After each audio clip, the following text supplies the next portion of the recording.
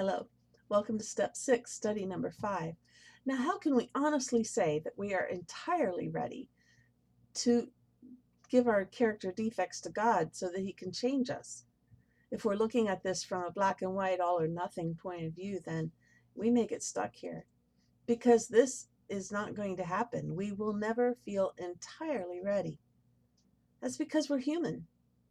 It's important to remember that the 12 steps are guides that are idealistic ideals. We're never going to get them all perfectly right. Maybe our job is to get as close as we can to the hope that God is offering to us. In our crippled condition, maybe we aren't going to be able to get much closer, but God will meet us where we are. Now, here's a beautiful story of such a situation. And this is in John chapter 5.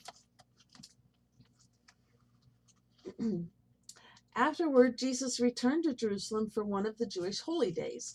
Inside the city, near the sheep gate, was the pool of Bethesda with 5 covered porches.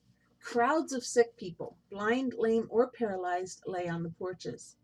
One of the men lying there had been sick for 38 years.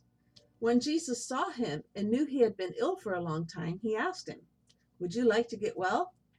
"I can't, sir," the sick man said, "for I have no one to put me into the pool when the water bubbles up. Someone else always gets there ahead of me." Jesus told him, "Stand up, pick up your mat, and walk." Instantly, the man was healed. He rolled up his sleeping mat and began walking. But this miracle happened on the Sabbath, so the Jewish leaders objected.